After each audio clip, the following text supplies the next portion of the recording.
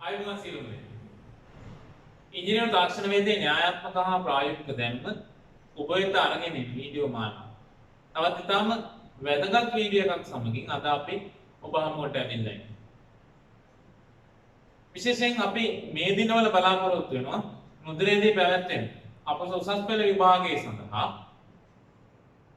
දැනට 2015 වර්ෂයේ සිට 2019 වර්ෂය දක්වා විදුලි සහ ඉලෙක්ට්‍රොනික ශාස්ත්‍රයේ ලබා දීපු ගැටලු සම්බන්ධයෙන් විශ්ලේෂණය කරන්න.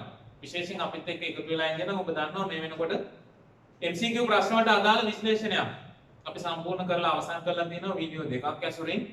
ඊට අමතරව ඉලෙක්ට්‍රොනික ශාස්ත්‍රයේ විශේෂයෙන් ට්‍රාන්සිස්ටර් සම්බන්ධ ට්‍රාන්සිස්ටර් වලට අදාළ සියලුම ගණනය කිරීම වලට අදාළ වීඩියෝ සියල්ලම න්‍යායාත්මක දැනුම සහ සියල්ලම අපි අතුලත් කරලා තියෙනවා මේ වෙනකොට. ඉතින් මේ දැනුමත් ඔබ දැන් එකතු කරගෙන විභාගය සඳහා සූදානම් වෙනවා ඇති. ඉදිරි අනාගතයේ තියෙන විභාගය සඳහා. එතකොට මේ විභාගයේ උපරිම ලකුණක් උපයා ගන්න තවත් පහසුවක් ඔබට වෙන්න. අද අපි විශේෂයෙන් හිතුවා කතා කරන්න.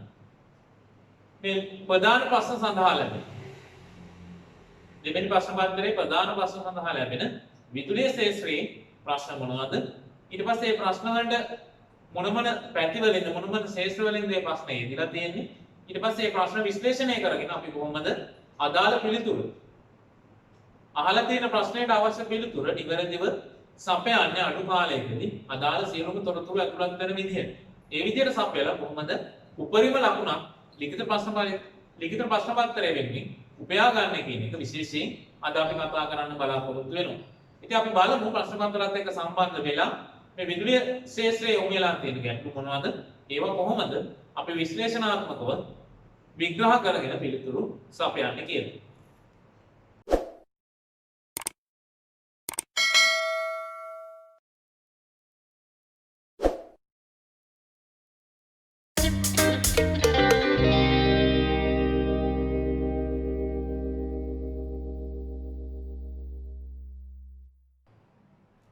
එතකොට අපි මුලින්ම බලමු මේ 2016 වර්ෂයේ ඔබට යොමු වෙච්ච ප්‍රශ්න පත්‍ර ගැන සැලකිලිමත් වෙලා 2016 සිට 2019 වර්ෂයේ දක්වා මේ ප්‍රශ්නවල විදුලිය ශාස්ත්‍රයේ යොමු වෙච්ච ප්‍රශ්න කොහොමද යොමු වෙලා තියෙන්නේ ඊට පස්සේ ඒවට කොහොමද අපි නිවැරදි පිළිතුරු සපයන්නේ කියන එක.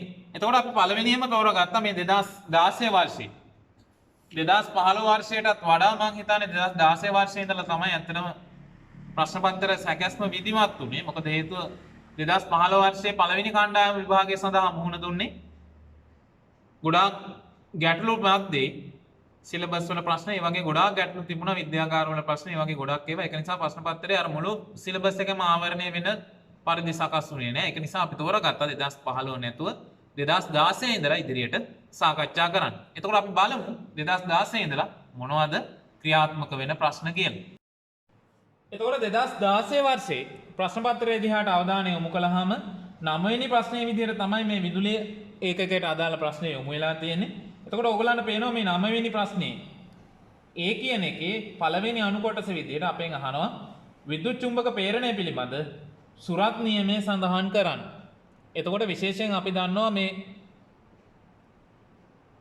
නියම කීපයක් කතා වෙනවා මේ ප්‍රේරණය සම්බන්ධයෙන් චුම්බක ප්‍රේරණය සම්බන්ධයෙන් ෆැරඩේ නියම කතා කරනවා ෆැරඩේගේ පළමු නියමය දෙවෙනි නියමය ඊට පස්සේ තව කතා කරනවා දකුණත් නියමය කස්කුරුප්පු නියමය ඊට අමතරව තවත් කතා කරනවා ෆ්ලෙමින්ගේ නියම දෙකක් සුරත් නියමය සහ වමත් නියමය. එතකොට ওই චුම්බක ක්‍රියාකාරීත්වය සම්බන්ධ නියමයන් ටික තමයි ඔය සියල්ල. ඒකෙන් අපිට අහන්නේ විද්‍යුත් චුම්බක ප්‍රේරණය පිළිබඳ සුරත් නියමය. කෙලින්ම නියමය මොකක්ද කියලාම අපිට දීලා තියෙනවා. ඒක නිසා අපිට නියමය ලියන්න විතරයි තියෙන්නේ. සුරත් නියමය කියන්නේ මොකක්ද කියලා අපෙන් කෙලින්ම අහලා තියෙනවා. සමහර වෙලාවට ওই ප්‍රශ්නේ යොමු වෙන්න පුළුවන් විද්‍යුත් චුම්බක ප්‍රේරණය පිළිබඳ නියමය සඳහන් කරන්න.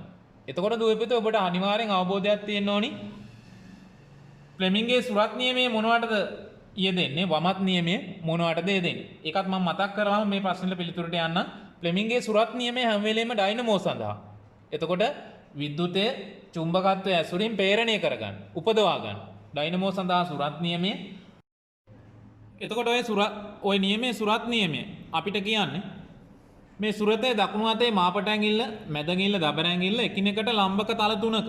ඒ කියන්නේ මෙතන කෝණයත් අංශක 90යි, මෙතන කෝණයත් අංශක 90යි. මේ විදිහට ලම්බක තල තුනක පිහිටෙවුවාම මාපට ඇඟිල්ලෙන් බලයේ දිශාව එහෙම නැත්නම් අපි කියනවා චලිත දිශාව කියලා. පෝස් එක රබර් ඇඟිල්ලෙන් චුම්බක ක්ෂේත්‍රයේ දිශාව මැග්නට් ෆීල්ඩ් එක. ඊට පස්සේ මැදගිල්ලෙන් අපිට එනවා ප්‍රේරිත විද්‍යුත් ධාරාවේ දිශාව. එතකොට අනිවාර්යෙන් දුවේ පුතේ සුරත් නියමයේ කියනකොට විද්‍යුත් ප්‍රේරණය සම්බන්ධයෙන් ඒකින්ද අපි කියන්න ඕනි මොකද්ද? මැදගිල්ලෙන් ප්‍රේරිත විද්‍යුත් ධාරාවේ දිශාව. එහෙම නැතුව නිකන් විද්‍යුත් ධාරාවේ දිශාව කිව්වොත් ඕක වැරදි. මොකද හේතුව වමත් නියමයේදී අපි කතා කරන්නේ විද්‍යුත් ධාරාව. සුරත් නියමයේ අපි කියන්නේ ප්‍රේරිත විද්‍යුත් ධාරාව. එහෙනම් අපවසරයක් මම මතක් කරනවා. සුරතේ මාපට ඇඟිල්ල දබර ඇඟිල්ල මැදගිල්ල එකිනෙකට ලම්බක තල තුනක පිහිටව විට මාපට ඇඟිල්ලෙන් බලය දෙන දිශාව එහෙම නැත්නම් චලිත දිශාව දබර ඇඟිල්ලෙන් චුම්බක ක්ෂේත්‍රයේ දිශාව දක්වන අතර මැදගිල්ලෙන් ප්‍රේරිත විද්‍යුත් ධාරාවේ දිශාව දක්වනු ලබයි. එතකොට සුරත් නියමයේ සම්බන්ධයෙන් අපෙන් ඇහුවේ විද්‍යුත් චුම්බක ප්‍රේරණය සම්බන්ධයෙන් ඩයිනමෝ සඳහා ආධාර නියමයේ මේ ගමන් මම මතක් කරන්නම් වමත් නියමයක්. මොකද විභාගයේ සඳහා ඔබට වැදගත් වෙයි. ෆ්ලෙමින්ගේ වමත් නියමයේ යෙදෙන්නේ හැම වෙලේම මෝටර සඳහා. එතකොට මේ වමත් නියමයේ යෙදෙන්නේ මෝටර සඳහා. වමතේ මාපට ඇඟිල්ල දබර ඇඟිල්ල මැදගිල්ල එකිනෙකට ලම්බක තල තුනක පිහිටව විට මේ මාපට ඇඟිල්ලෙන් බලය යෙදෙන දිශාව එහෙම නැත්නම් චලිත දිශාව පෝස් එක කියලා අපි කියනවා. දබර ඇඟිල්ලෙන් චුම්බක ක්ෂේත්‍රයේ දිශාව මැග්නට් ෆීල්ඩ් එක මැදගිල්ලෙන් විද්‍යුත් ධාරාවේ දිශාව. එතකොට විශේෂත්වය තමයි විදුලි මෝටරයක විද්‍යුත් ධාරාවක් දීලා තමයි අපි චලනයක් ඇති කරගන්නේ. ඒක නිසා අනිවාර්යෙන් මෙතන අපිට කියවෙන්න ඕනි වමත් නියමයේදී මැදගිල්ලෙන් විද්‍යුත් ධාරාවේ දිශාව. එහෙනම් ඔන්න ඔයගලන්ට දැන් සුරත් නියමයේ සහ වමත් නියමයේ විශේෂයෙන් පැහැදිලි ඇති.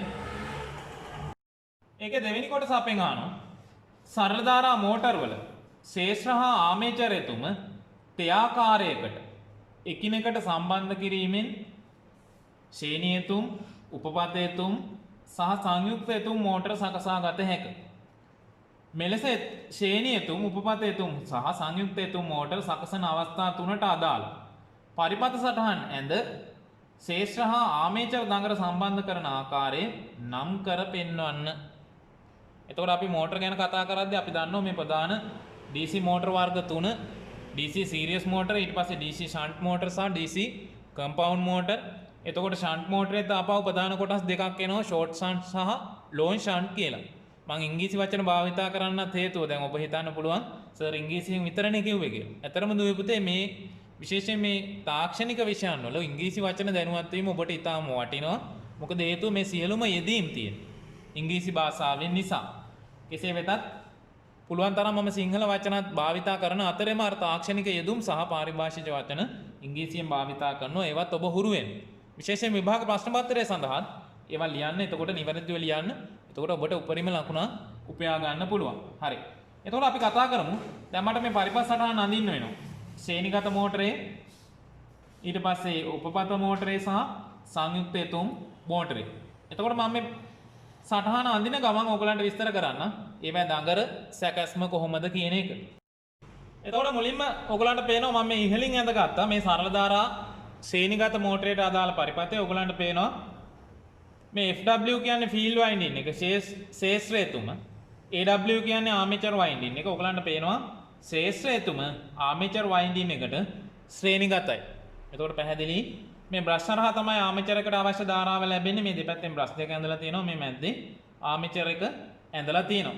එතකොට ශේෂ්ත්‍ර එතුමයි ආමේචර් එතුමයි එකිනෙකට ශ්‍රේණිගත වෙලා මෙන්න මේ සැපයුමට ධනසාරින කියලා අපි සැපයුම් අග්‍ර දාන්න ඕනි.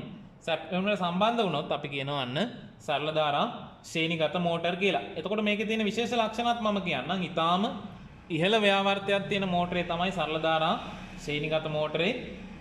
එතකොට මෙයාගේ වයින්ඩින් කොයිල් හැම වෙලේම ඔතන්නේ ගේජ් එක වැඩි කම්බියෙන් තමයි මෙයාගේ කොයිල් හැම වෙලේම ඔතන්නේ. ඒ ගේජ් එක වැඩි කම්බියෙන් ඔතන්න හේතුව තමයි ශ්‍රේණිගත පද්ධතියක් නිසා ආමේචරේ සහ ෆීල්ඩ් වයින්ඩින් කියන එක දෙකෙන්ම ගලන මුළු ධාරාව මේ කම්බි හරහා ආමේචර් කම්බි හරහාත් යනවා ෆීල්ඩ් වයින්ඩින් කම්බි හරහාත් අර මුළු ධාරාව ගලාගෙන යනවා. ඒක නිසා ගේජ් එක වැඩි කම්බියෙන් තමයි ඔතන්නේ. අනිත් වැදගත්ම දේ තමයි මේ ශ්‍රේණිගත මෝටර විශේෂයෙන් සරල ධාරා ශ්‍රේණිගත මෝටරේ සහ පත්‍යාවර්ත ධාරා ශ්‍රේණිගත මෝටරේ ශ්‍රේණිගත මෝටර කිසිම වෙලාවක උපරිම සප්ලයි එකෙන් නෝලෝඩ් අවස්ථාවේ ඔන් කරන්නේ නැහැ.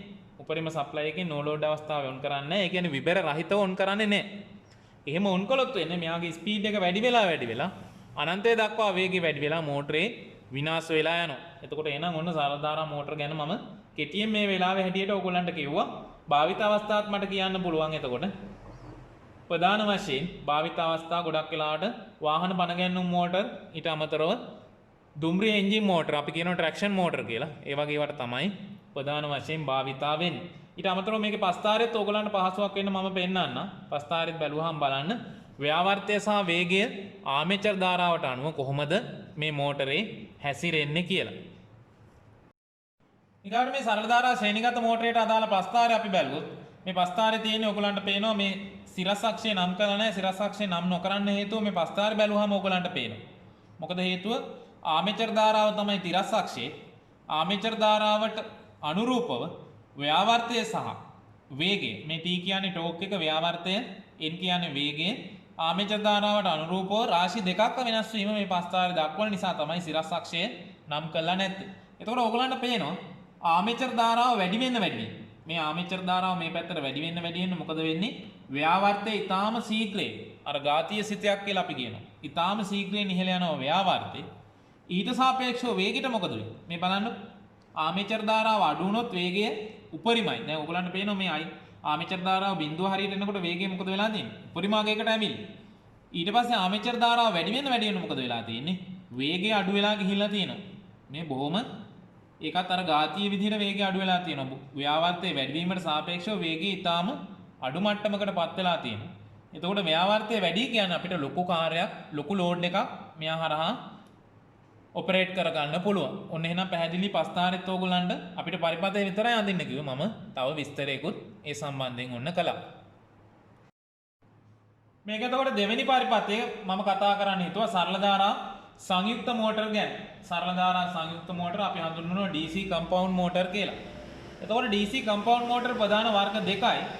අර මම කිව්ව එකක් තමයි ෂෝට් ෂන්ට්, අනික තමයි ලොන්ග් ෂන්ට්. කෙටි උපපත සහ දිග උපපත. දැන් මේකේ තියෙන විශේෂත්වය තමයි දැන් අපි කලින් කතා කරපු එකේ සරල ධාරා ශ්‍රේණිගත මෝටරේ සහ සරල ධාරා සංයුක්ත මෝටර වල තියෙන්නේ සරල ධාරා උපපත මෝටර වල තියෙන්නේ ප්‍රධාන වශයෙන් ශේෂ්ත්‍ර එතුම සහ ආමේචර් එතුම විතරයි. මේ සරල ධාරා සංයුක්ත වර්ගයේ තව අමතර එතුමක් තියෙනවා. අපි ඕක හඳුන්වනවා ෂන්ට් ෆීල්ඩ් වයින්ඩින් එක කියලා. එතකොට ඔන්න ඔය අමතර එතුමක්, ඒ කියන්නේ ෆීල්ඩ් වයින්ඩින් දෙකක් තියෙනවා. ප්‍රධාන ෆීල්ඩ් වයින්ඩින් එකයි ෂන්ට් ෆීල්ඩ් වයින්ඩින් එකයි. ඊට අමතරව ආමේචර් එතුමකුත් තියෙනවා. එතකොට ඔන්න ඔය එතුම් තුන සම්බන්ධ වෙන ආකාරය අනුව තමයි කෙටි උපපත සහ දිගු උපපත කියන එක නිර්මාණය වෙලා තියෙන්නේ. දැන් මේක බැලුවොත් ඕගලන්ට පේනවා ප්‍රධාන සැපයුම ඇවිල්ලා කෙලින්ම සම්බන්ධ වෙලා තියෙනවා ෂන්ට් ෆීල්ඩ් වයින්ඩින් එකට. ප්‍රධාන සැපයුමට ශ්‍රේණිගතයි ෂන්ට් ෆීල්ඩ් වයින්ඩින් එක. ඊට පස්සේ සාමාන්‍ය ෆීල්ඩ් වයින්ඩින් එකයි ආමේචර් වයින්ඩින් එකයි එකිනෙක සමාන්තරගතයි. එතකොට ශ්‍රේණිගත ෂන්ට් ෆීල්ඩ් වයින්ඩින් එක සම්බන්ධ වෙනවා මෙන්න මේ සමාන්තරගත ආමේචර් වයින්ඩින් එකට සහ සාමාන්‍ය ෆීල්ඩ් වයින්ඩින් එකට. ඒක නිසා තමයි අපි මේක හඳුන්වන්නේ කෙටි උපපත කියලා. ඊට පස්සේ දිගු උපපතයකට ගියොත් ඔයගලන්ට පේනවා කෙලින්ම ෂන්ට් ෆීල්ඩ් වයින්ඩින් එක ශ්‍රේණිගතයි ආමේචර් වයින්ඩින් එකට. ෂන්ට් ෆීල්ඩ් වයින්ඩින් එක ආමේචර් වයින්ඩින් එකට ශ්‍රේණිගතයි. ඒ ෂන්ට් ෆීල්ඩ් වයින්ඩින් එකයි ආමේචර් වයින්ඩින් එකයි කියන මෙන්න මේ එකලස සම්පූර්ණ සමාන්තරගතයි කාටද? ෆීල්ඩ් වයින්ඩින් එකට. එතකොට ඒ විදිහට සැපයුමට සම්බන්ධ වෙන්නේ දිග උපපත මෝටර්. එතකොට මේවැයි තියෙන විශේෂත්වය තමයි මේක පස්ථාරෙත් අපිට බැලුව හැකි. දැන් මෙන්න මෙතන පස්ථාරය ඕගලන්ට පේනවා. පස්ථාරය ඕගලන්ට පේනවා ආමේචර් ධාරාවට අනුරූපව ව්‍යාවර්තය සහ වේගය වෙනස් වෙන විදිය. අර ශ්‍රේණිගත මෝටරේ වගේ ලොකු විචලනයක් නැහැ. ඕගලන්ට පේනවා ශ්‍රේණිගත මෝටරේ වගේ අර විශාල ඝාතීය වෙනසක් නැහැ. සාමාන්‍ය වෙනසක් තියෙනවා.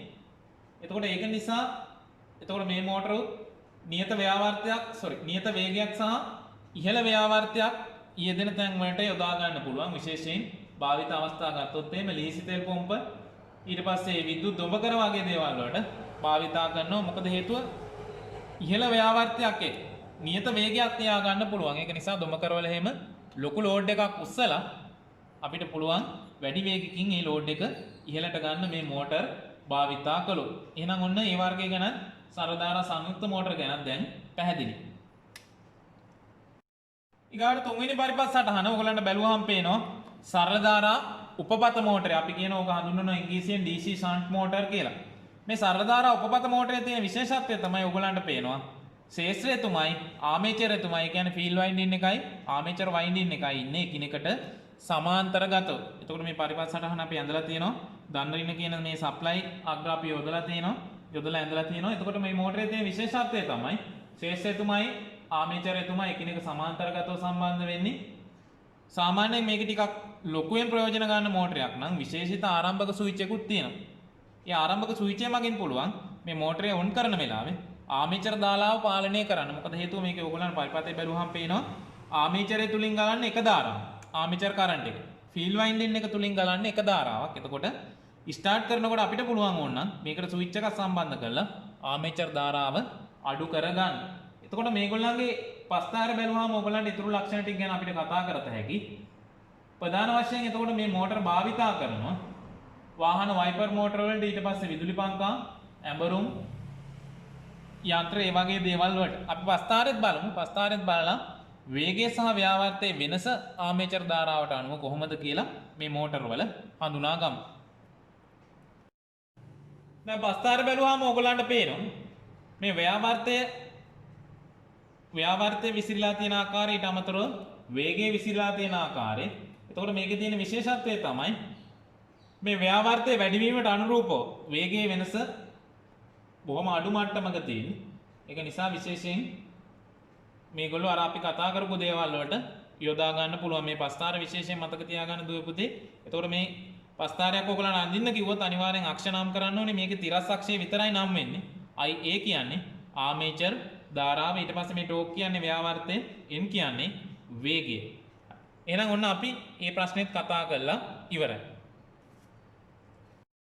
ඊගා ප්‍රශ්නේ අපිට කියනවා තුන්වෙනි ප්‍රශ්නේ සේනියතුම් සහ උපපතයතුම් මෝටර වල වේගය. හරියටම තේරුම් ගන්න.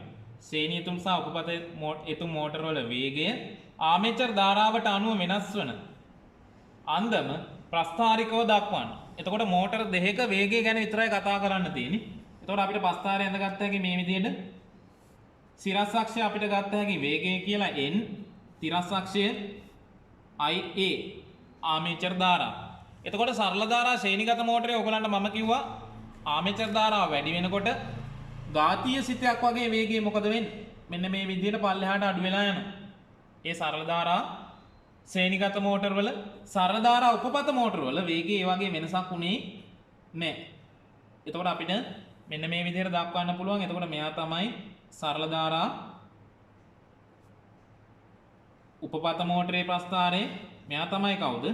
සරල ධාරා ශ්‍රේණිගත මෝටරේ ප්‍රස්ථාරය. විශේෂයෙන් මේ අක්ෂ නම් කරන්න ප්‍රස්ථාරයක් ඇන්දොත් අපි විශේෂයෙන් උත්තර පත්‍ර පරීක්ෂාවේදී අපි දකින දෙයක් දරුවන්ට මේව අමතක වෙලා නිකන් උපයන්න තියෙන ලකුණු ටික බොහොම පහසුවෙන් නිවැරදි පිළිතුර ලියලත් උපයා ගන්න උපරිම ලකුණ උපයා ගැනීමේ නොහැකියාවක් ඔබම උදා කරගෙන තියෙනවා. ඒක නිසා අක්ෂ නම් කරන්න මේ IA කියන්නේ ආමේචර් ධාරාව, N කියන්නේ වේගය. හතරවෙනි ප්‍රශ්නේ අපිට කියනවා සරල ධාරා ශ්‍රේණියතුම් මෝටර සහ සරල ධාරා උපපතයතුම් මෝටර වල භාවිත සඳහා උදාහරණ එක බැගින් සඳහන් කර එසේ යොදා ගැනීමට හේතු පැහැදිලි කරන්න. අර වීඩියෝ එකේ මම කියපු දේවල් ටික තමයි ප්‍රශ්නාවලිය අහගෙන යන්නේ. ඒ කියන්නේ ඔයගොල්ලන්ට හොඳට පේනවා මේ පාඩම ගැන හොඳ අවබෝධයක් තිබුණා නම් දරුවෙක්ට සම්පූර්ණ ලකුණු සියල්ලම උපයන්න තිබුණා. සරල ධාරා ශ්‍රේණියතුම් මෝටර සහ උපපත මෝටර වල භාවිත සඳහා උදාහරණ එක බැගින් සඳහන් කර එසේ යොදා ගැනීමට හේතු. එක මෝටරයට එක උදාහරණයයි ඒකට හේතුවයි. හරි. සරල ධාරා ශ්‍රේණිගත මෝටර ප්‍රධාන වශයෙන් භාවිත අවස්ථා මම කිව්වා දුම්රියාර ට්‍රැක්ෂන් එන්ජින්, ඊට පස්සේ වාහන පණ ගැන්වුම් මෝටර්, ඒ වගේ ඒවාට භාවිතා කරන්න පුළුවන්. දැන් මෙන්න මෙතන උත්තරය අපිට දීලා තියෙනවා.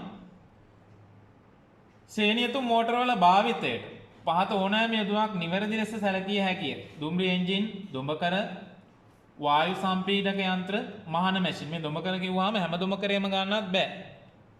වේගයෙන් ක්‍රියාත්මක වෙන්න ඕනි දොඹකර වලට යොදා ගන්න බෑ. විශාල භාරයන් ඔසවන දොඹකර වලට යොදා ගන්න පුළුවන්. එහෙම භාවිතා කරන්න හේතුව තමයි මොකද්ද? සරල ධාරා ශ්‍රේණිගත මෝටරේ ඉතා ඉහළ ආරම්භක ව්‍යාවර්තය. ඉතා ඉහළ ව්‍යාවර්තය තමයි එසේ යොදා ගැනීමට හේතුව. එතකොට විශාල ලෝඩ් එකක් මේ සරල ධාරා ශ්‍රේණිගත මෝටර එක අපිට ඔසවා ගන්න පුළුවන්. ඊගා ප්‍රශ්නෙට පිළිතුර අපි බලමු. උපපත මෝටර වල භාවිතය පහත සඳහන් පහත ඕනෑම යෙදුමක් නිවැරදි ලෙස ගත හැකිය. ලියවන පට්ටල්, ඇඹරුම් යන්ත්‍ර, විදුලි පංකා, ඊට පස්සේ වතුර පොම්ප. සරදාරා උපපත මෝටර වල භාවිතේ. එතකොට මම කිව්වා මේකේ ව්‍යාවර්තයට සාපේක්ෂව වේගයක් ඉහළ අගයක තියෙනවා. එතකොට ලියවන පට්ටා සඳහා ඇඹරුම් යන්ත්‍ර සඳහා ඊට පස්සේ විදුලි පන්තා සඳහා මේ සරලධාරා උපපත මෝටර් යොදා ගන්න පුළුවන්. එතකොට ඒකේ විශේෂත්වය තමයි ව්‍යාවර්තයට සාපේක්ෂව ඉහළ ව්‍යාවර්තයක් සහ ඉහළ වේගයක් පැවතීම. එතකොට අපිට හේතුත් කියලා තියෙනවා. එසේ යොදා ගැනීමට හේතුත් අහලා තිබුණානේ මම විස්තර කරගෙන ගියා. මේකේ තියෙන පිළිතුරත් අපි පොඩ්ඩක් බලමු. ආරම්භයේදී වැඩි ව්‍යාවර්තයක් අවශ්‍ය හා ඉන්පසුව විචල්්‍ය වේගයක් අවශ්‍ය වන බාර ඇති විට ශ්‍රේණියුතු මෝටර් යොදා ගනී. එතකොට අර අපි කියපු කතන්දරේ තමයි ඉහළ ආරම්භක ව්‍යාවර්තය තමයි ප්‍රධාන වශයෙන් මේ භාවිතා කරන්න හේතුව සරලධාරා ශ්‍රේණිගත මෝටර. අනික තමයි ලොකු භාරයක් මේ මෝටර හරහා ක්‍රියාත්මක කරවා ගන්න පුළුවන්, හසුරවා ගන්න පුළුවන් සරලධාරා ශ්‍රේණිගත. ඊට පස්සේ සරලධාරා උපපත මෝටර ගැන කතා කළොත් ආරම්භයේදී වැඩි ව්‍යාවර්තයක් අවශ්‍ය නොවන හා ආරම්භයෙන් පසු ඒකාකාර වේගයක් අවශ්‍ය වන භාරයක් නැති විට මෙම උපපත මෝටර බහුලව යොදා ගනී. එතකොට මම කිව්වා ඉහළ ව්‍යාවර්තයක් තියෙනවා, ඊට සාපේක්ෂව වේගයේ වෙනස් වීම අඩුයි. ඒක නිසා තමයි අර ආරම්භක ව්‍යාවර්තය ලොකුවට අවශ්‍ය නොවන ආරම්භ කළාට පස්සේ සාමාන්‍යයෙන් ඒකාකාර වේගයක් අවශ්‍ය වෙන මෝටර් සඳහා මේ උපපත මෝටර් යොදා ගන්න. එහෙනම් ඔන්න ඒකත් පැහැදිලි ඇති. ඊගාට 9 වෙනි ප්‍රශ්නේ B කොටසට දැන් ඇවිල්ලා තියෙනවා. B කොටසේ පළවෙනි එක අපෙන් අහනවා. B කොටසේ අණු අංක 1 හානි රහිත පරිණාමකයක. හානි රහිත පරිණාමක. හානි රහිත පරිණාමකයක ප්‍රාථමික හා ද්විතීයික දඟරවල වෝල්ටීයතාව පොට සංඛ්‍යාව සහ ධාරාව අතර සම්බන්ධය දැක්වෙන ප්‍රකාශනය. හානි රහිත පරිණාමකයක් ඇත්තටම ප්‍රායෝගික භාවිතයේදී මේ වගේ පරිණාමක තාම සකස් කරලා නැහැ. සුළු හරි ජව හානියක් තියෙනවා අපි භාවිතා කරන සියලුම උපකරණවල. එතකොට හානි රහිත පරිණාමකයක මේ වෝල්ටීයතාව පොට සම්බන්ධය සහ ධාරාව අතර සම්බන්ධය තමයි අපෙන් අහන්නේ. මම එතකොට මේක ලියලා පෙන්නන්නම්. ඒ ප්‍රධාන ප්‍රකාශනය තමයි සමීකරණය තමයි Vp බෙදීම Vs සමානයි Np බෙදීම Ns ඒක සමානයි Is බෙදීම Ip. Vp බෙදීම Vs සමානයි, Np බෙදීම Ns සමානයි, Is බෙදීම Ip. මේ Vp කියන්නේ ප්‍රාථමික දඟරයේ වෝල්ටීයතාව බෙදීම, Vs කියන්නේ ද්විතීයික දඟරයේ වෝල්ටීයතාව, ප්‍රාථමික දඟරයේ වෝල්ටීයතාව බෙදීම ද්විතීයික දඟරයේ වෝල්ටීයතාව සමාන වෙනවා. Np කියන්නේ ප්‍රාථමික දඟරයේ පොට ගණන, Ns කියන්නේ ද්විතීයික දඟරයේ පොට ගණන.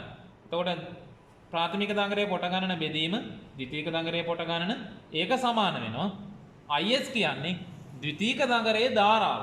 ඔන්න වෙනස් වුණා මෙතන. ද්විතීයික දඟරයේ ධාරාව බෙදීම ප්‍රාථමික දඟරයේ ධාරාව. එහෙනම් අපිට ලියන්න පුළුවන් මොකක්ද ප්‍රකාශනයේ Vp බෙදීම Vs සමානයි, Np බෙදීම Ns සමානයි, Is බෙදීම Ip. වචනයෙන් කිව්වොත් ප්‍රාථමික දඟරයේ වෝල්ටීයතාව බෙදීම ද්විතීයික දඟරයේ වෝල්ටීයතාව සමාන වෙනවා.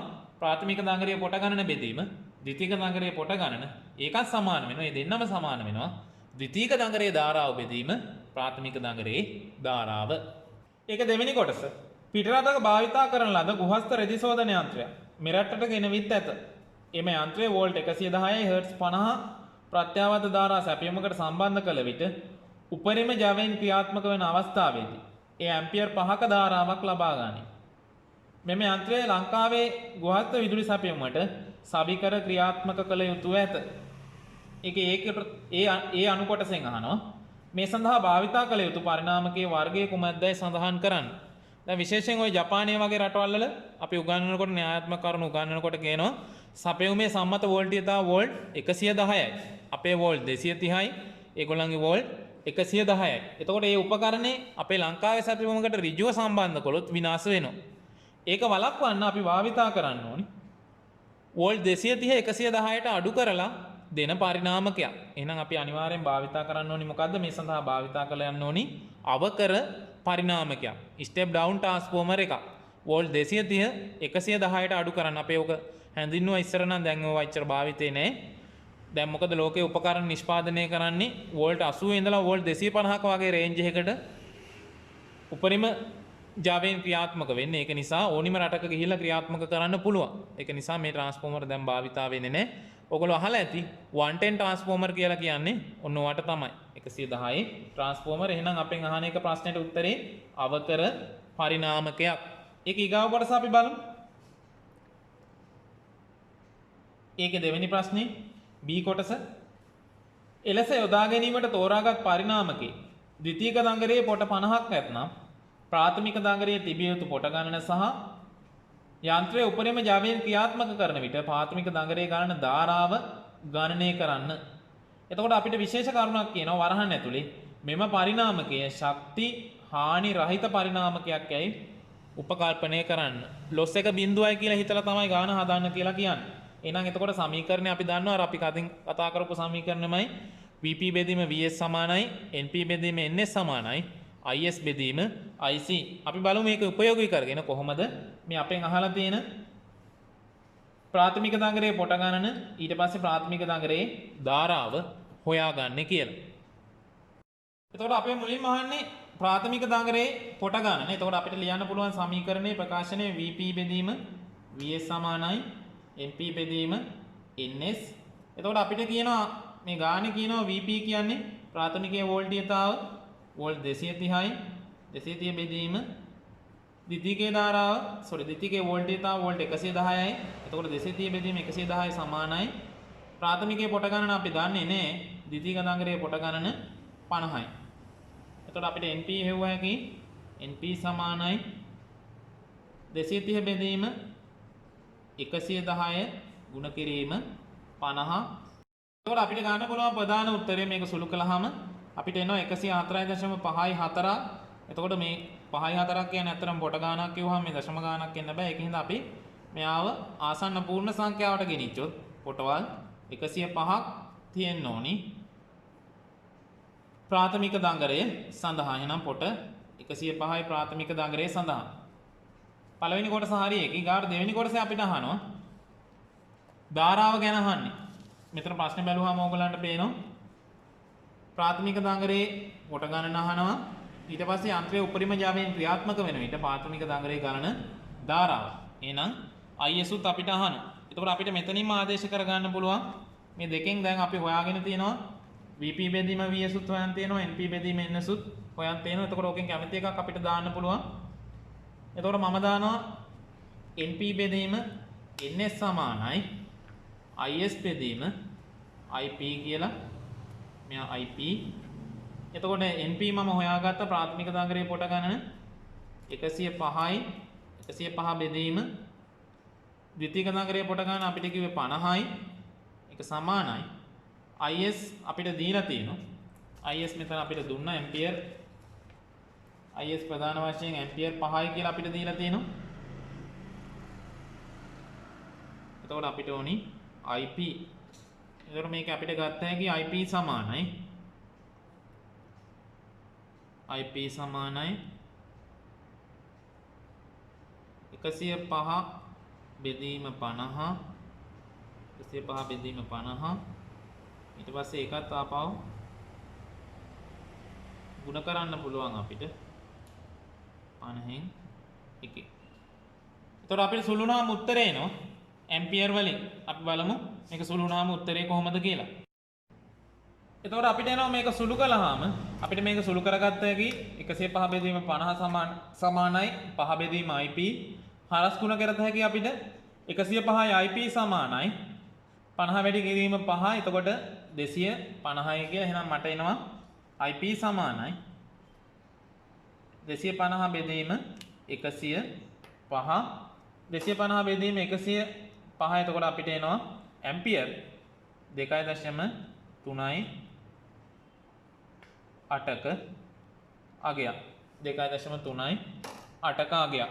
එතකොට තව කෙනෙක්ට පුළුවන් දැන් මම හැදුවේ මේකේ Np බෙදීම Ns සමානයි Is බෙදීම Ip කියලා දාලා. එහෙම නැත්නම් තව කෙනෙක්ට පුළුවන් දුවේ පුතේ Vp බෙදීම Vs සමානයි Is බෙදීම Ip කියලා දාන්න. මේ ආසන්නයේම උත්තරයක් තමයි ලැබෙන්න ඕනි. මොකද හේතුව අර කොට ගණන අපි ආසන්න පූර්ණ සංඛ්‍යාවට ගත්ත හින්දා Vp බෙදීම Vs සමානයි දාලා හැදුවොත් එහෙම නැත්නම් Ns බෙදීම Np බෙදීම Ns සමානයි දාලා හැදුවොත් මෙන්න මේ අවසාන දශම ස්ථානයේ පොඩි වෙනසක් සමහර විට වෙන්න පුළුවන්. ඒ ඇරෙන පිළිතුරේ වෙන වෙනසක් වෙන්නේ නැහැ. එහෙනම් ඇම්පියර් 2.3යි 8ක අගයක් ලැබෙනවා. ඊට අපි C කොටසටත් ආවොත් 9 වෙනි පස්සේ C කොටසේ පළවෙනි අණු කොටස වෝල්ට් 12යි වෝට් 24ක ක්ෂමතාවයෙන් යුත් බල්බ 15ක් ශ්‍රේණිගතව සම්බන්ධ කොට අලංකරණය සඳහා යොදා ගන්නා බල්බ වැලක් සෑදීමට අවශ්‍ය වී ඇත. වෝල්ට් 12යි වෝල්ට් 24යි බල්බ් 15ක් ශ්‍රේණිගත කරන්න ඕනේ. මෙම බල්බ වැල වෝල්ට් 240යි හර්ට්ස් 50ක පත්‍යාවර්ත සැපයීමකට සම්බන්ධ කළ යුතු වේ. මෙම බල්බ වැලෙහි ගන්න ධාරාව බල්බ වල ප්‍රමිත ධාරාව නොවික්වීම සඳහා ප්‍රමත ධාරාව රේටඩ් කරන්ට් ප්‍රමත ධාරාව වචන වල පොඩි ගැටලුවක් තියෙනවා. මේ බල්බ වලෙහි ගන්න ධාරාව බල්බ වල ප්‍රමත ධාරාව නොවික්වීම සඳහා බල්බ සමග ශ්‍රේණිගතව සම්බන්ධ කළ යුතු ප්‍රතිරෝධකයේ අගය ගණනය කරන්න. නේනම් අපිට ගණනය කිරීමක් තියෙන්නේ වෝල්ට් 12යි වෝල්ට් 24 බල්බ් 15ක් සම්බන්ධ කරලා බල්බ් වලක් හදන්න ඕනෙලු. එහෙනම් බල්බ් වල හැදුවාම බල්බ් පිච්චෙන්නේ නැතුව. මොකද අපි දන්නවා ශ්‍රේණිගත පරිපථයක් නිසා එක බල්බ් එකක් පිච්චුනොත් මුළු බල්බ් වලම නිවෙනවා.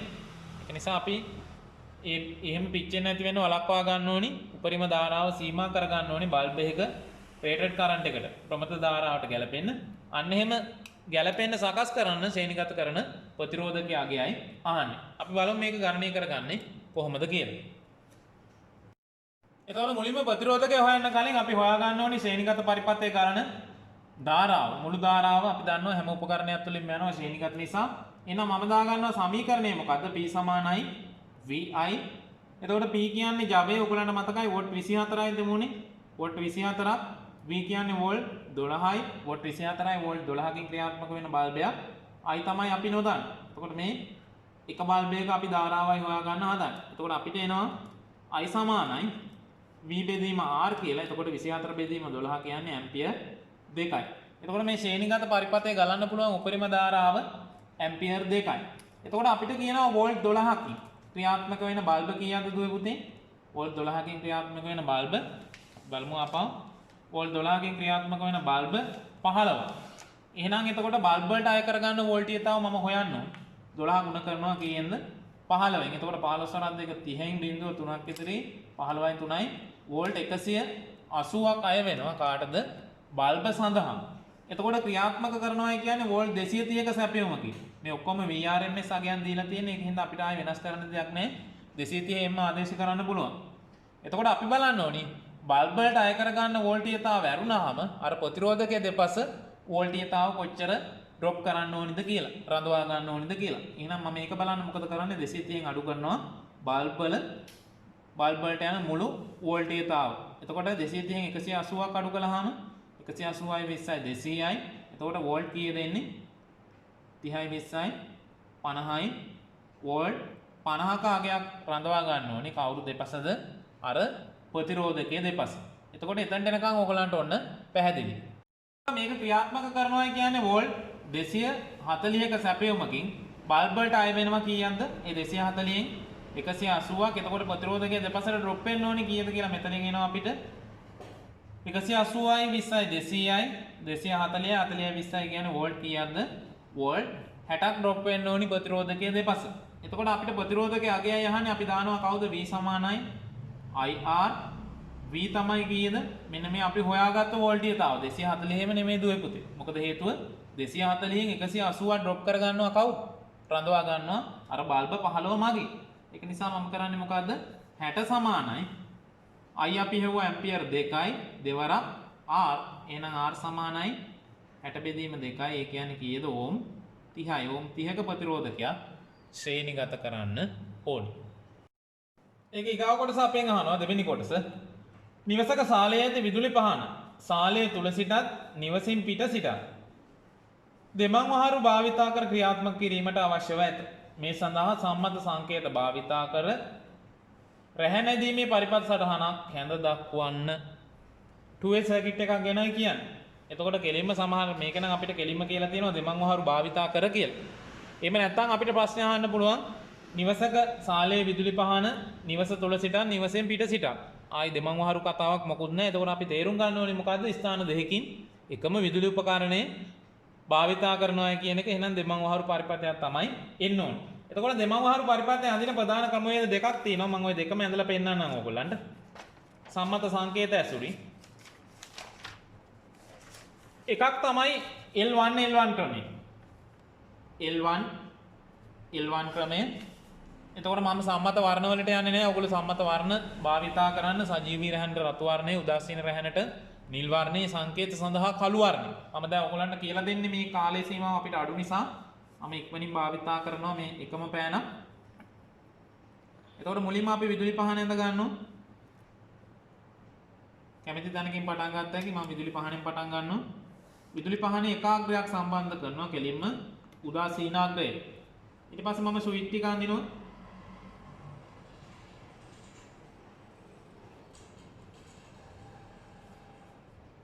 එතකොට අපි දන්නවා හැම වෙලෙම 2way ස්විච් දෙකක් තමයි භාවිතා වෙන්නේ. එතකොට ඔන්න මගේ 2way ස්විච් එක. මෙයා තමයි පළවෙනි ස්විච් එක. එතකොට මෙයාගේ L1 තියෙනවා. L2 තියෙනවා. කොමන් එක තියෙනවා. මෙයා තමයි දෙවෙනි ස්විච් එක. L1 තියෙනවා. L2 තියෙනවා. කොමන් එක තියෙනවා. එතකොට සම්මත සංකේත අපි අනිවාර්යෙන් අඳින්න ඕනේ. තියරි වල අපි ඉගෙනගෙන තියෙනවා. හරි. එතකොට L1 තියෙනවා මෙතන. මම මේ පොයින්ට් කරන්න. L1 තියෙනවා. L2 තියෙනවා. කොමන් එක තියෙනවා. මේ පළවෙනි ස්විච් එක. දෙවෙනි ස්විච් එකෙත් L1 තියෙනවා. L2 තියෙනවා. කොමන් එක තියෙනවා. එතකොට L1 ක්‍රමයයි මුලින්ම අඳින්නේ. එතකොට කරන්නේ මම මුලින්ම කරන්නේ MCB එක හරහා එන සජීවී රැහැන. නිව්ට්‍රල් එක අපි ගෙරින්ම වල්බ් එක එක පැත්තකට සම්බන්ධ කළා. ආයි කොහෙවත් නිව්ට්‍රල් භාවිතා වෙන්නේ නැහැ. MCB එක හරහා එන සජීවී රැහැන පළවෙනි ස්විච් එකේ කොමන් එකට අමුණනවා. පළවෙනි ස්විච් එකේ කොමන් එකට දුන්නා MCB එකේ ඉඳලා එන සජීවී රැහැන. දෙවෙනි ස්විච් එකේ කොමන් එකෙන් වයර් එකක් ගෙනියනවා බල්බ් එකට රිටර්න් පේස් එක. පැහැදිලි නේද? දෙවෙනි ස්විච් එකේ කොමන් එකෙන් යනවා වයර් එකක් කාටද බල්බ් එකේ රිටර්න් පේස් එකට. දැන් ඕගොල්ලන්ට පේනවා බල්බ් එකට පේස් එකක් ඇවිල්ලා නිව්ට්‍රල් එකක් ඇවිල්ලා පළවෙනි ස්විච් එකට කොමන් පේස් එකක් ඇවිල්ලා. ඊට පස්සේ අපිට ඉතුරු වෙලා තියෙන්නේ කවුද මෙතන අග්‍රවල?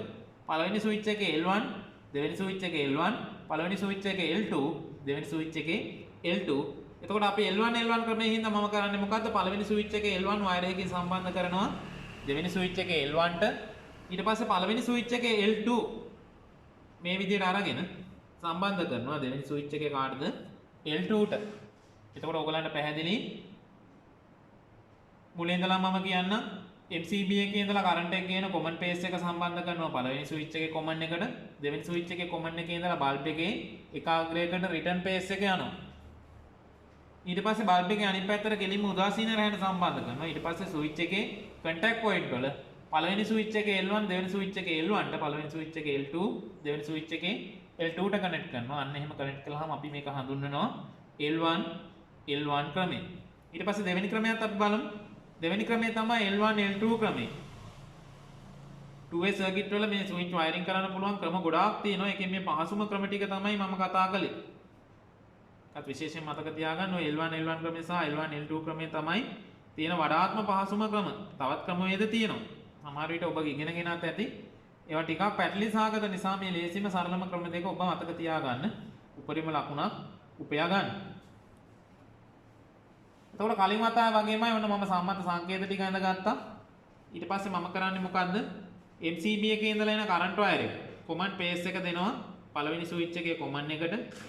ලයිව් වයර් එක සජීවී රැහැන L1 L2 L1 L2 common. ඊට පස්සේ දෙවෙනි ස්විච් එකේ මේ කොමන් එකේ ඉඳලා මම රිටර්න් වයර් එකක් ගෙනියනවා කොහෙටද? බල්බ් එකේ එක පැත්තකට. එහෙනම් දැන් මගේ පළවෙනි ස්විච් එකේ කොමන් එකක් පිරුණා, දෙවෙනි ස්විච් එකේ කොමන් එකක් පිරුණා. නිව්ට්‍රල් එක කෙලින්ම ගෙනියනවා උදාසීන අග්‍රයේ බල්බ් එකේ අනිත් පැත්තේ අග්‍රයට. එතකොට බල්බ් එකට නිව්ට්‍රල් පේස් දෙකම ආවා. තව ඉතුරු ස්විච් එකේ කවුද? L1 L2 L2. එතකොට මම කිව්වා L1 L2 ක්‍රමය කියලා. එතකොට මම කරන්නේ මොකද්ද? පළවෙනි ස්විච් එකේ L2ව දානවා දෙවෙනි ස්විච් එකේ L1ට. පළවෙනි ස්විච් එකේ L2 දෙවෙනි ස්විච් එකේ L1ට. පළවෙනි ස්විච් එකේ L1 දෙවෙනි ස්විච් එකේ L2ට. දැන් ඔයගොල්ලන්ට පැහැදිලි L1 L2 වලට සම්බන්ධ වෙන නිසා තමයි L1 L2 ක්‍රමය කියලා කියන්නේ. දැන් මේකේ පේනවා පේස් වයර් එකෙන් කරන්ට් එක ආව කොමන් එක හරහා L1ට සම්බන්ධයි. L1 හරහා L2ට සම්බන්ධයි. මේ බල්බ් එක පත්තු වෙන්නේ නැහැ. පළවෙනි ස්විච් එක දැම්මොත් මෙන්න මෙතනට L2ට දැම්මොත් පේස් එකෙන් ආව කරන්ට් එක L2 හරහා L1 හරහා බල්බ් එකට ගියා බල්බ් එක පත්තු වෙනවා. ඊට පස්සේ අපිට පුළුවන් මේක පල්ලෙහා ස්විච් එක නම් මේ දෙවෙනි ස්විච් එකෙන් මේ බල්බ් එක ඕෆ් කරන්න. ඕෆ් කරපු ස්විච් එකෙන් ආපහු ක්‍රියාත්මක කරන්න. එතකොට 2A සර්කිට් එකක තියෙන විශේෂත්වය තමයි ස්ථාන දෙකකින් පරිපථය පාලනය වෙනවා. ඒ පරිපථය පාලනය වෙනකොට වෙන්න ඕනේ මොකද්ද? පළවෙනි ස්විච් එකෙන් ඔන් කළා නම් දෙවෙනි ස්විච් එකෙන් ඕෆ් කරන්න පුළුවන් වෙන්න ඕනේ. දෙවෙනි ස්විච් එකෙන් ඒ කියන්නේ ඕෆ් කරපු ස්විච් එකෙන් ඔන් කළා ඔන් කරපු ස්විච් එකෙන් ඕෆ් කරන්න පුළුවන් වෙන්න ඕනේ. ඊගාට ඒකේ D කොටස අපි බලමු. D කොටස අපිට කියනවා ගොවිවිදුලි විපත් සෑදීම සඳහා භාවිතා කරන අයකම වගුව පහත දක්වා ඇත. අපි කියනවා ඩ්‍රාෆ්ට් ටේබල් එක කියලා. එතකොට මේ ඩ්‍රාෆ්ට් ටේබල් එකේ කටපාඩම් කරන්න දෙයක් නැහැ දුවේ පුතේ. ඔබට ඩ්‍රාෆ්ට් ටේබල් එක ලැබෙනවා. ඒක නිසා ගැටලුවක් නැහැ. සමහර ලාට මේ විදුලි විපත් සම්බන්ධ ගණන් මේ අයකම වගුවෙන් ඩ්‍රාෆ්ට් ටේබල් එකේනොත් දෙනවා. එහෙම නැත්නම් නිකන් ඒකක මිල මෙච්චරයි. එතකොට මාසෙකට මෙච්චර පාවිච්චි කරනවා නම් මෙන්න මේ මුදල කියලා ගණනය කරන්නත් දෙනවා. එතකොට අපි ඒ අදාළ අවස්ථාව අනුව අපි සකස් වෙන්න වෙනවා. ඒක නිසා දැන් මෙතන අපිට වගුව දීලා තියෙනවා. මාසික පරිභෝජන ඒකක ඒ කියන්නේ බ්ලොක් යුනිට් කැටගරි එක තියෙනවා. ඊට පස්සේ ඒකක මිල තියෙනවා. ස්ථාවර ගාස්තුව තියෙනවා. එතකොට අපිට ඒකෙන් බලලා විදුලි බිල ගණනය කරන්න ඕනි. මම ග්‍රාෆ් එක විස්තර කරන්න යන්නේ නැහැ. ඔබගේ නිවසේ දවස් 30ක කාල සීමාවක් තුළදී භාවිතා කරන විදුලි ඒකක ගණන 95කි. එතකොට ওই දවස් 30ක් කියන්නේ දින 30 වක්‍රයට තමයි මේගොල්ලන්ගේ බිල නියම වෙන්නේ. ප්‍රධාන වශයෙන් වක්‍ර තුනක් තියෙනවා. දින 29, දින 30 සහ දින 31. ඒ සඳහා ඔබට රුපියල් 1386.75ක විදුලි බිල් පතක් ලැබුණි. මේ ඇසු ඔබගේ ඥාතියෙකු ඔබගේ නිදන කාමරයේ භාවිතා කරන වොට් 100ක කාර්යක්ෂමතාවයකින් යුත් වොට් 100ක ක්ෂමතාවයකින් යුත් සිවිලින් විදුලි පංකාව වෙනුවට කාර්යක්ෂමතාව වොට් 60ක් වන පාදස්තල අර අපි කියන්නේ පෙඩෙස්ට්‍රියල් ෆෑන් එකක් කියලා පාදස්තල විදුලි පංකාව භාවිතා කරන ලෙස උපදෙස් දෙන ලදී. විදුලි පංකාව දිනකට පැය 8ක් භාවිතා කරන්නේ ඇයිද? අනිකුත් උපකරණවල භාවිතයේ කිසිදු වෙනසක් සිදු නොවන්නේ ඇයිද උපකල්පනය කරන්න. එතකොට අපි මාසයක් තුළ ඒ ගෙදර විදුලිය භාවිතයේ යුනිට් 95යි කියනවා. එකක 95යි. එතකොට රුපියල් 1386.75ක් ලැබෙනවායි කියනවා. වොට් 100ක පෑන් එකක් දැම්මයි කියනවා කලින්. ඊට පස්සේ වොට් 60ක එකකට ඒක අඩු කළයි කියනවා. අනිත් උපකරණ වල වෙනසක් කළේ නැහැ කියනවා. එතකොට අහන්නේ අපෙන් ඔන්න ඔය වෙනස තමයි අහනවා ඇත්තේ. එතකොට විශේෂයෙන් ප්‍රශ්න පත්‍රයේදී ඕනිම ගාණක් කියවනකොට පළවෙනි සැරේ විස්තර සහිතව බොහොම සැලකිල්ලෙන් කියවන්න. මොකද වන්නේ නොවන්නේ ඒ වගේ ප්‍රශ්න අහනවා. ඒක නිසා මේ පළවෙනි සැරේ බොහොම සැලකිල්ලෙන් උපදෙස් ටිකත් එක්කම ප්‍රශ්නේ කියවන්න. ඒක යෝගන යන ගමන් ඔබට පුළුවන් අත්‍යවශ්‍ය වැදගත් කරුණු ටික යටින් පැන්සලෙන් ඉරක් ඇඳගෙන යන්න. එතකොට දෙවෙනි වතාව ඔබ කියවනකොට මේ වැදගත් කරුණු ටික විතරක් කියවන්න පුළුවන්. ඒ වාසියත් ඔබ ඒ කාලේ ඉතිරි කර ගැනීම මේ දේවල් කරගන්න. එතකොට අපිට කියනවා මේක එතකොට ඒ කරුණු ටික කියලා පළවෙනි ප්‍රශ්නේ මෙම උපදෙස් අනුගමනය කිරීමෙන් දින 30ක මාසයකදී ඉතිරි කරගත හැකි වූ විදුලි ඒකක ගණන කීයද? එතකොට කලින් දින 30ක මාසයකට අපිට ඇවිල්ලා තියෙනවා කියනවා මේක යුනිට් 95. ඒ 95ට රුපියල් 1386.75ක බිලක් ආවයි කියනවා. ඒ වොට් 100 පෑන් එකක් පාවිච්චි කළා. ඒ වොට් 100 පෑන් එක වොට් 60ට අඩු කරයි කියනවා. එතකොට අඩු කළාම ඒක දිනකට පැය 8ක් භාවිතා කරනවායි කියනවා. එතකොට අපෙන් අහන්නේ අර ෆෑන් එක වෙනස් කළාට පස්සේ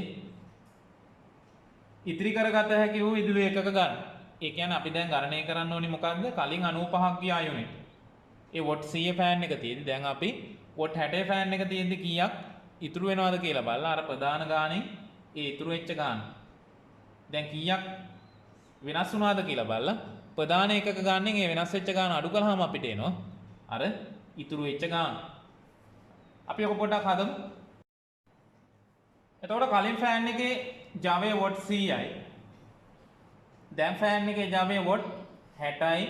එතකොට 100න් 60ක් අඩු කළාම මට එනවා ඉතුරු වෙන ජවය කොච්චරද කියලා. එතකොට වොට් 40ක ජවයක් ඉතුරු වෙනවා. එතකොට මේ වොට් 40ක ඉතුරු වෙන ජවය වැඩ කරනවායි කියනවා. පැය කීයක්ද? පැය 8ක් වැඩ කරනවායි කියලා කියනවා. එතකොට ඒ වොට් 40ක ඉතුරු වෙන ජවය පැය 8ක් ඒ වගේ දින 30ක් ක්‍රියාත්මක වෙනවායි කියලා කියනවා. එතකොට මම මේක මේ තියෙන්නේ එතකොට වොට් පැය 40 වැඩ කිරීම මට කියන්නේ වොට් පැය. ඊට පස්සේ ඒ වගේ දවස් 30කට වොට් පැය කීයද? ඊට පස්සේ මේක කිලෝවොට් පැය කරන්න මම මොකද කරන්නේ? 1000න් බෙදනවා. එතකොට මට මේ විදිහට සුළු කරගත්ත හැකි 8 වරක් 4 32යි. ඊට පස්සේ 32 ඒවා 3ක්. 32 ඒවා 3ක් කියන්නේ 96යි. ඊට පස්සේ 96 බෙදීම 10 කියන්නේ 9.5 6යි කිලෝවොට් පැය මට ඉතුරු වෙලා තියෙනවා. මේ තියෙන්නේ ඉතුරු වෙච්ච කිලෝවොට් පැය ගන්න. එතකොට කලින් ගිහිලා තියෙනවා ඒකක 95ක්. කලින් ඒකක 95ක් ගියා කියනවා.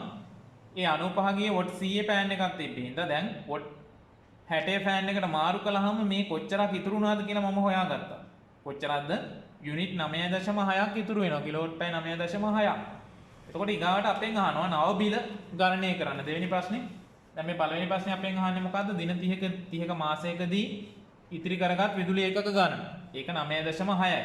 ඊට පස්සේ ඊගාව ප්‍රශ්නෙන් අපිට කියනවා. අපි ඊගාව කොටසත් බලමු මේ. ඊගාව ප්‍රශ්නේ අපිට කියනවා දින 30ක මාසයක් සඳහා නව විදුලි බිල ගණනය කරන්න. එතකොට අපි නව ඒකක ගාන හොයන්න ඕනේ. නව ඒකක ගාන හොයන්නේ පැරණි ඒකක ගණනෙන් අඩු කරනවා කීයද? අර ඉතිරි වෙච්ච එකක ගන්න. එතකොට 95 රින 9.6. එතකොට අපිට ගත්ත හැකි මෙතන 4යි. ඊට පස්සේ මෙතන ඉතුරු වෙන්නේ 4යි ආපහු. පහෙන් එකක් එහා පැත්තට ගියා 4යි 14න් 9ක් ගියාම 5යි. මෙතන 8යි. ඒකක 85.4 කිලෝවොට් පැය 85.4ක්. එහෙම නැත්නම් අපිට කෙලින්ම ලියුව හැකි යුනිට් කියලා. යුනිට් 85.4ක් ඉතුරු වෙලා තියෙනවා. ඊට පස්සේ ඒකට නව බිල ගණනය කරන්න. 85.4 නිසා අපිට ඕන මේක පූර්ණ සංඛ්‍යාවට වට යන්න පුළුවන්. කෙලින්ම 85යි කියලා අපි ගමු. 0.4 පැත්තකින් තියමු. යුනිට් 85ක් තමයි නව මිල ප්‍රමාණය. ඊට පස්සේ අපිට තියෙන්නේ ඩ්‍රාෆ්ට් ටේබල් එකෙන් බල බිල හදන්න. එතකොට මේ ඩ්‍රාෆ්ට් ටේබල් එකේ ඔයගලන්ට පේනවා. බැලුවහම මම පොඩ්ඩක් ළඟට ගන්නම්. මේ ඩ්‍රාෆ්ට් ටේබල් එකේ ඔයගලන්ට පේනවා බිඳුවේ සිට 60 දක්වා මුල් ඒකක 60 රුපියල් 7යි 85 ගානේ. ස්ථාවර ගාස්තුව රුපියල් 30යි. 61 ඉඳලා 90 දක්වා ඉතුරු ඒකක 30 රුපියල් 10 ගානේ. ස්ථාවර ගාස්තුව රුපියල් 90යි. එතකොට මට තියෙනවා ඒකක 85ක් තියෙනවා. 85න් පළවෙනි ඒකක 60 මුල් ඒකක 60 රුපියල් 7යි 85 ගානේ. එහෙනම් මම ලියනවා 60 වැඩි කිරීම 7යි 85 එකතු කිරීම. එතකොට 85න් දැන් 60කට බිල හැදිලා තියෙනවා. 60කට නියමිත මිල හොයලා තියෙනවා. එතකොට 85න් 60ක් අඩු කළාම අපිට එනවා කීයක්ද? 25ක්. දෙවෙනි එකක 25. දෙවෙනි එකක 25 නෙමෙයි දෙවෙනි එකක 30ම රුපියල් 10 ගාන. එහෙනම් මේ 25ත් කීය ගානේද? 10 ගානේ. ඒකට එකතු වෙනවා ස්ථාවර ගාස්තු. ස්ථාවර ගාස්තු අය වෙන්නේ දුවේ පුතේ. මෙන්න මේ 85 කියන ඉලක්කම මෙතන තියෙන කැටගරි එකේ මොන පන්ති පාන්තරය තුලද තියෙන්නේ කියන එක මත. එතකොට බිඳුවේ සිට 60 දක්වා පාන්තරය තුල 85ක් කියවෙන්නේ නැහැ. එහෙනම් රුපියල් 30ක් එහෙම එකතු වෙන්නේ නැහැ. පැහැදිලිද? 61 90. අන්න 61 90 අතර කියවෙනවා කවුද? 85. එහෙනම් එයාට නියමිත ස්ථාවර ගාස්තුව විතරයි මෙතනට එකතු වෙන්නේ. එයාට නියමිත ස්ථාවර ගාස්තුව රුපියල් 90යි. අර කලින් තිබ්බ 30 එහෙම එකතු වෙන්නේ නැහැ. පැහැදිලි නේද? එතකොට මෙන්න මේ අපේ මුළු ඒකක ගන්න තියෙනවනේ. අන්නේ ඉලක්කම තියෙන පන්ති පාන්තරයට අදාළව ස්ථාවර ගාස්තුව විතරයි එකතු වෙන්නේ. එතකොට මේක සුළු කළාම අපිට ලැබෙනවා. මේක සුළු කරගත්තාම අපිට ලැබෙනවා කෙලින්ම රුපියල් 811ක්. රුපියල් 811ක් තමයි අපේ නව විදුලි බිල. ඊගාවට ඒක තුන්වෙනි කොටසෙන් අපෙන් අහනවා මෙම උපදෙස් අනුගමනය කිරීමෙන් මාසකදී ඔබට ඉතිරි කරගත හැකි මුදල කොපමණද? එතකොට කලින් වැය වෙච්ච මුදල හොයලා දැන් වැය වෙන මුදල අපි හෙව්වා. කලින් වැය වෙච්ච මුදලෙන් දැන් වැය වෙන මුදල අඩු කළාම අපිට එනවා කවුද? ඉතිරි වෙන මුදල. එතකොට ප්‍රශ්නේ බැලුවාම ඔයගලන්ට පේනවා කලින් වැය වෙලා තියෙනවා රුපියල් 1386යි 775. එහෙනම් මම ලියා ගන්නවා 1386යි 775 අඩු කිරීම 811.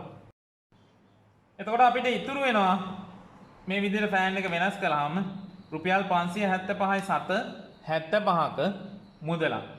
එහෙනම් මේ කොටසත් ඉවරයි. අපි බලමු ඊගාව කොටස. ඊගාව ගැටලුව මොකක්ද කියලා.